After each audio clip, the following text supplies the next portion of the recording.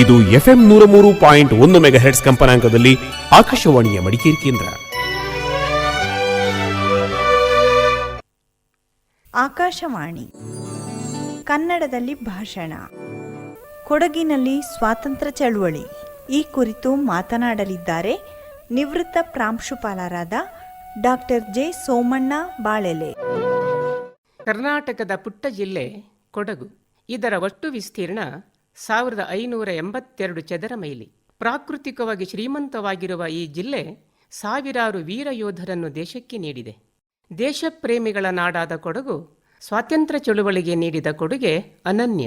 1837ರಿಂದ 1857 ಕಾಲದ ಬ್ರಿಟಿಷ್ ವಿರೋಧಿ ವಾತಾವರಣದಲ್ಲಿ ಅವರು ಬ್ರಿಟಿಷರಿಗೆ ಬಹುಮಟ್ಟಿಗೆ ನಿಷ್ಠರಾಗಿದ್ದ ಸಂಗತಿಯು ಇಲ್ಲಿ ಗಮನಾರ್ಹ. ಶಿಕ್ಷಣ, ಕಾಫಿ ತೋಟ, ಸಾರಿಗೆ ವಿಸ್ತರಣೆ ಮತ್ತು ಸೈನ್ಯ ಇವೇ ಮುಂತಾದ ವಿವಿಧ ಸರ್ಕಾರಿ ಇಲಾಖೆಗಳ ನೌಕರಿ ಸಿಗುವ ಅವಕಾಶಗಳಿದ್ದರೂ ಕೊಡಗಿನ ಜನರು ಬ್ರಿಟಿಷರ ವಿರುದ್ಧದ ಭಾವನೆಗಳನ್ನು ತಳೆದದ್ದು ಅವರ ದೇಶಪ್ರೇಮಕ್ಕೆ ಸಾಕ್ಷಿಯಾಗಿತ್ತು.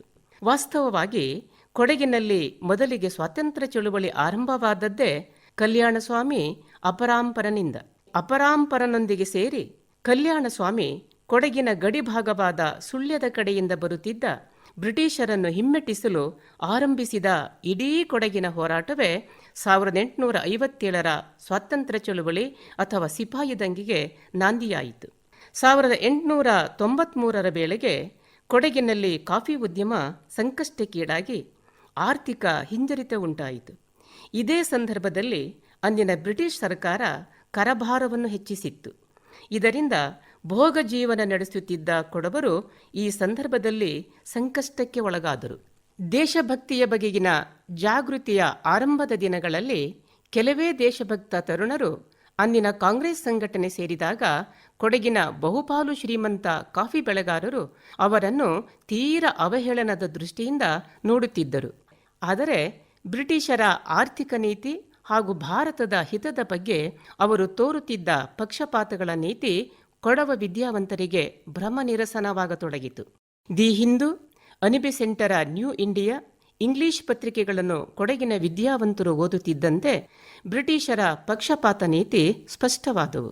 ತಿಲಕ್, ಅನಿಬೆಸೆಂಟ್, ಮಹಾತ್ಮ ಗಾಂಧಿ ಅವರ ವಿಚಾರಗಳು ಪತ್ರಿಕೆಗಳ ಮೂಲಕ ಜನರಿಗೆ ಮನದಟ್ಟಾದಾಗ ಬ್ರಿಟಿಷರ ಆಡಳಿತದಿಂದ ಇಡೀ ದೇಶಕ್ಕೆ ಆಗುತ್ತಿದ್ದ ಅನ್ಯಾಯದ ಬಗ್ಗೆ ಮನವರಿಕೆಯಾಗಲು ಕಷ್ಟವಾಗಲಿಲ್ಲ. 1834ರಲ್ಲಿ ಕೊಡಗನ್ನು ಆಕ್ರಮಿಸಿದ ಬ್ರಿಟಿಷರಿಂದ ಕೊಡಗು ಕೆಲವು ಕಾಲ ಸರ್ವತೋಮುಖ ಪ್ರಗತಿ ಮತ್ತು ಸಮೃದ್ಧಿ ಕಂಡಿತಾದರೂ ಕೆಲವೇ ಸಮಯದಲ್ಲಿ ಕೃಷಿ ಹಾಗೂ ವಾಣಿಜ್ಯ ಕ್ಷೇತ್ರದಲ್ಲಿ ಕುಸಿತಕ್ಕೆ ಒಳಗಾಯಿತು. ಹೊಸ ಕೈಗಾರಿಕೆಗಳು ಬೆಳೆಯದೆ ಆರ್ಥಿಕ ಪ್ರಗತಿಯು ಸ್ಥಗಿತಗೊಂಡು ಹಿಂಜರಿತ ಕಂಡಿತು. ಈ ಸಂದರ್ಭದಲ್ಲಿ ಕೊಡಗಿನ ಸ್ಥಿತಿ ಹೇಗಿತ್ತು ಎಂದರೆ, ಹಾಲರ್ ಎಂಬುವರು 1910ರಲ್ಲಿ ನೀಡಿದ ವರದಿಯಂತೆ ಮಳೆಗಾಲದಲ್ಲಿ ಅನೇಕ ಕುಟುಂಬಗಳು ದಿನಕ್ಕೆ ಕೇವಲ 1 ಹೊತ್ತು ಊಟ ಮಾಡುತ್ತಿದ್ದವು. ಆಗಸ್ಟ್ ಮತ್ತು ಸೆಪ್ಟೆಂಬರ್ ತಿಂಗಳಲ್ಲಿ ಎಷ್ಟೋ ಮನೆಗಳಲ್ಲಿ 1 ಹೊತ್ತಿನ ಊಟಕ್ಕೂ ಗತಿ ಇರುತ್ತಿರಲಿಲ್ಲ. ಇಂಥ ಆರ್ಥಿಕ ಹಿಂಜರಿತದಿಂದ ಕಂಗಾಲಾದ ಕೃಷಿಕರು ಮತ್ತು ತೋಟಗಾರರು 1909ರಲ್ಲಿ ತಮ್ಮ ಕುಂದುಕೊರತೆಗಳನ್ನು ಸರ್ಕಾರದ ಗಮನಕ್ಕೆ ತರಬೇಕು ಎಂದು ಕೊಡಗು ವ್ಯವಸಾಯಗಾರರ ಸಂಘವನ್ನು ಸ್ಥಾಪಿಸಿದರು. ಇದಕ್ಕೆ ಕಾರಣರು ರಾವ್ ಬಹದ್ದೂರ್ ಕೋದಂಡ ಮಾದಯ್ಯ, ಬಿದ್ದಂಡ ಗಣಪತಿ ಎಂಬುದನ್ನು ಸಾಹಿತಿ BD ಗಣಪತಿಯವರು ಅವಲೋಕಿಸಿ ಹೇಳಿದ್ದಾರೆ. ಇದೇ ಸಂಘ ಮುಂದೆ 1912ರಲ್ಲಿ ಕೊಡಗು ಜಮೀನ್ದಾರರ ಸಂಘವೆಂದು ಪರಿವರ್ತಿತವಾಯಿತು. ಇದರ ಅಧ್ಯಕ್ಷರಾಗಿ ಮನೆಯಪಂಡ ಮುತ್ತಣ್ಣ, ಪ್ರಧಾನ ಕಾರ್ಯದರ್ಶಿಯಾಗಿ ಬಿದ್ದಂಡ ಗಣಪತಿ ನೇಮಕವಾದರು. ಹೀಗೆ ಕೊಡಗಿನ ರಾಷ್ಟ್ರೀಯ ಚಳುವಳಿ ಬೀಜಮಾಪನ ಸಂಸ್ಥೆಗಳಿಂದಲೇ ಉದ್ಭವವಾಯಿತು. ಜೊತೆಗೆ ಕೊಡಗಿನಲ್ಲಿ ನಡೆದ ಸಾಹಿತ್ಯದ ಚಟುವಟಿಕೆಗಳು, ರಾಜಕೀಯ ಕಾರ್ಯಕ್ರಮಗಳು ಜನರಲ್ಲಿ ಹೊಸ ಜಾಗೃತಿ ಮೂಡಿಸಿದವು. 1921 ಜೂನ್ 3ರಂದು ಮೈಸೂರಿನಲ್ಲಿ ಮುದ್ರಿತವಾದ ಕೊಡಗು ವಾರಪತ್ರಿಕೆಯು ಸ್ವಾತಂತ್ರ್ಯ ಚಳುವಳಿಯಲ್ಲಿ ಪ್ರಮುಖ ಪಾತ್ರ ವಹಿಸಿತು. ಈ ಪತ್ರಿಕೆಯ ಸಂಪಾದಕರಾಗಿ ಪಂದ್ಯಂಡ ಬೆಳ್ಳಿಯಪ್ಪ, ಉಪಸಂಪಾದಕರಾಗಿ ಬುಟ್ಟಿಯಂಡ ಮುತ್ತಣ್ಣ ಕಾರ್ಯನಿರ್ವಹಿಸಿದರು. ಸ್ವಾತಂತ್ರ್ಯ ಚಳುವಳಿಗಾಗಿಯೇ ಹುಟ್ಟಿಕೊಂಡ ಕೊಡಗು ವಾರಪತ್ರಿಕೆಯನ್ನು ಜಮೀನ್ದಾರರ ಸಂಘ ಮುನ್ನಡೆಸುತ್ತಿತ್ತು.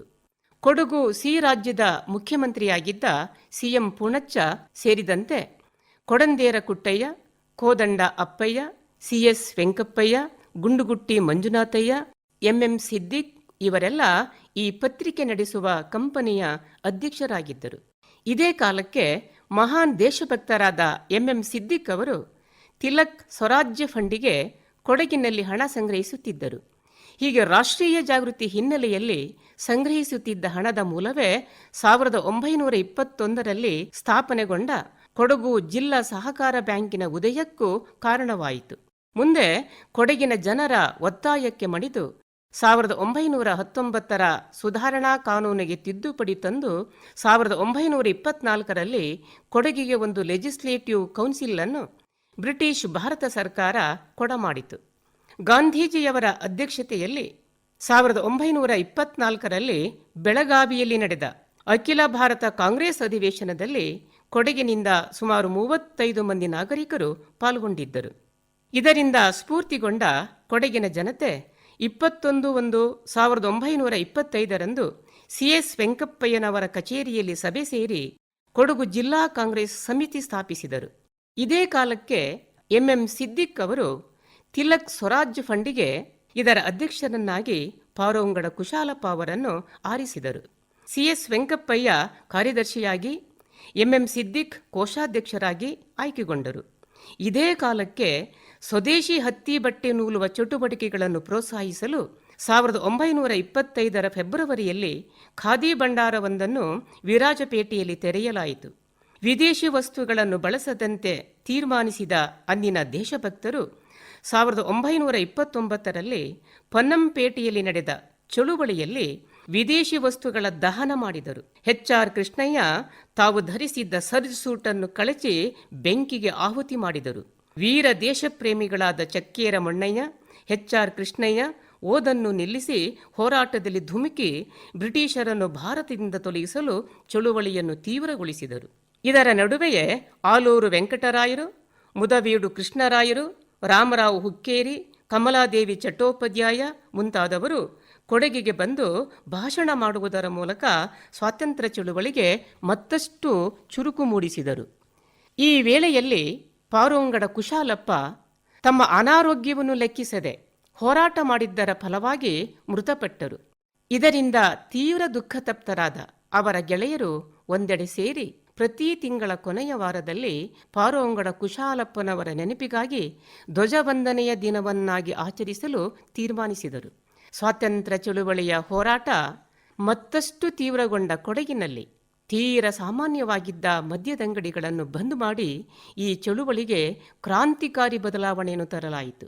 ಸೇಂದಿ ಸಾರಾಯಿ ವಿರುದ್ಧ ಪಿಕೆಟಿಂಗ್ ಆರಂಭಿಸಲು ವಿರಾಜಪೇಟೆಯಲ್ಲಿ ಸತ್ಯಾಗ್ರಹ ಶಿಬಿರ ಸಂಘಟಿಸಿದರು.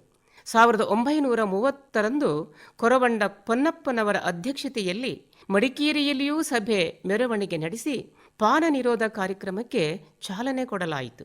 100 ಮಹಿಳೆಯರು ಈ ಕಾರ್ಯಕ್ರಮದಲ್ಲಿ ಪಾಲ್ಗೊಂಡಿದ್ದರು. ವಿರಾಜಪೇಟೆಯಲ್ಲಿ ಸಾರಾಯಿ ಅಂಗಡಿಗಳ ಮುಂದೆ ತೀವ್ರ ಪ್ರತಿಭಟನೆ ನಡೆಸಲಾಯಿತು. ಈ ವೇಳೆಯಲ್ಲಿ ಕೊಡಗಿನ ಪ್ರಮುಖ ಹಬ್ಬ ಕೈಲ್ಮೂರ್ತ ಆಚರಿಸುವುದನ್ನೇ ನಿಲ್ಲಿಸಿ ಹೋರಾಟಕ್ಕೆ ಮತ್ತಷ್ಟು ಬಿರುಸು ಮೂಡಿಸಲಾಯಿತು.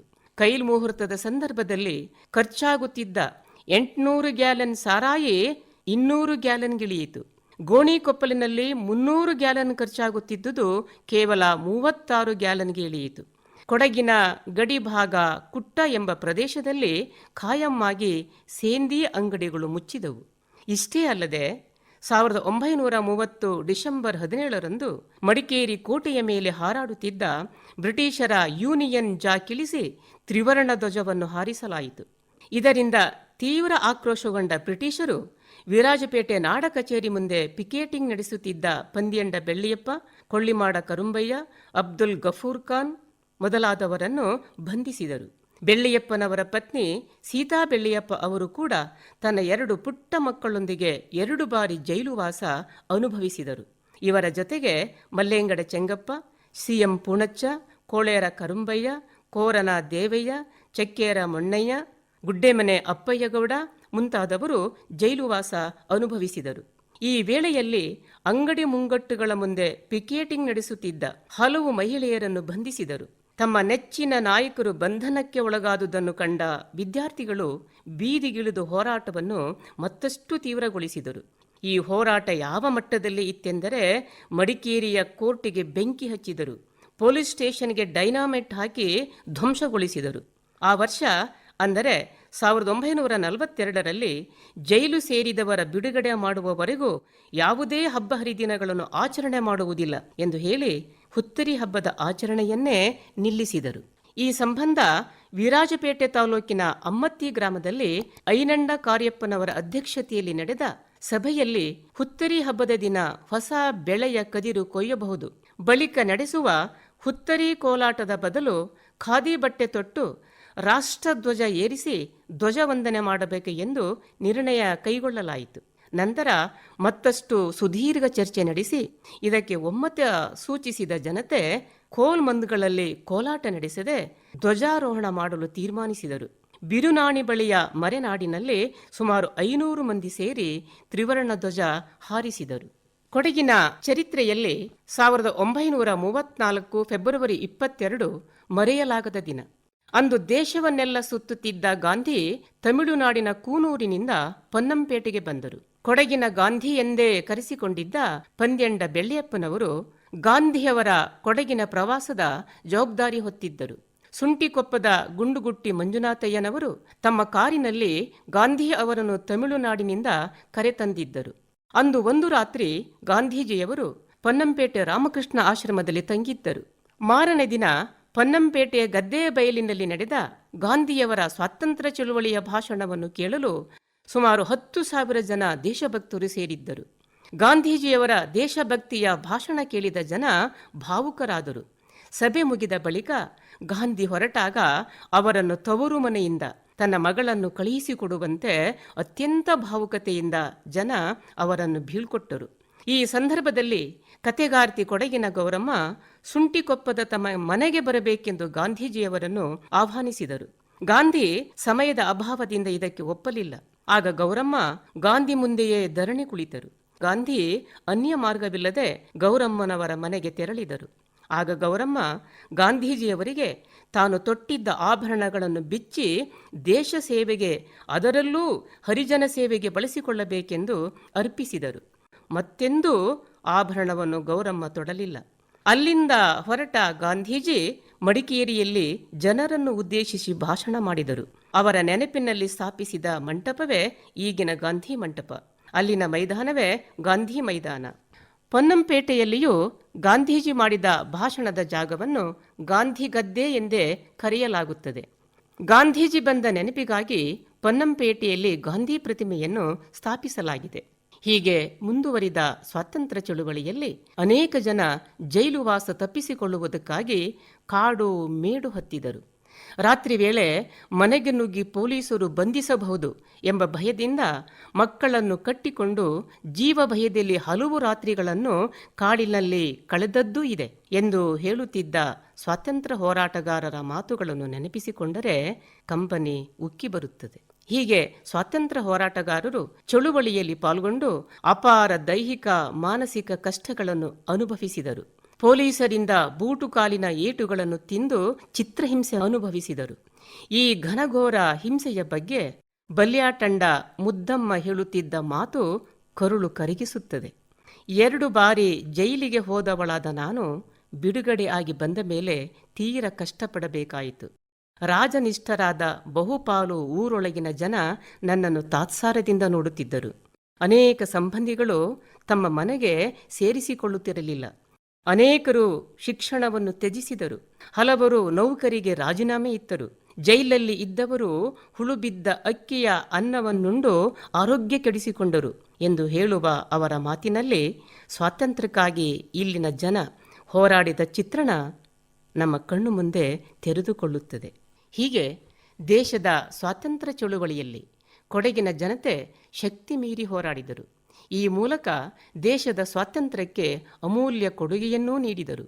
ಜೈಲು ಸೇರಿ ಏಟು ತಿಂದು ದೇಶದ ಸ್ವಾತಂತ್ರ್ಯಕ್ಕಾಗಿ ಹೋರಾಡಿದ ದೇಶಪ್ರೇಮಿಗಳ ನೆನಪುಗಳನ್ನು ಸ್ವಾತಂತ್ರ್ಯೋತ್ಸವದ ಹಾಗೂ ಇತರ ರಾಷ್ಟ್ರೀಯ ಹಬ್ಬಗಳ ಆಚರಣೆಗಳಲ್ಲಿ ಸ್ಮರಿಸುವುದು ನಾವು ಅವರಿಗೆ ಸಲ್ಲಿಸುವ ನಿಜವಾದ ಗೌರವವಾಗಿದೆ. ಇದುವರೆಗೆ ಕೊಡಗಿನಲ್ಲಿ ಸ್ವಾತಂತ್ರ್ಯ ಚಳುವಳಿ ಈ ಕುರಿತು ಮಾತನಾಡಿದವರು ನಿವೃತ್ತ ಪ್ರಾಂಶುಪಾಲರಾದ ಡಾಕ್ಟರ್ ಜೆ ಸೋಮಣ್ಣ ಬಾಳೆಲೆ. ರಾಜ್ಯವ್ಯಾಪಿ ಪ್ರಸಾರವಾದ ಈ ಭಾಷಣ ಆಕಾಶವಾಣಿ ಮಡಿಕೇರಿ ಕೇಂದ್ರದ ಕೊಡುಗೆ.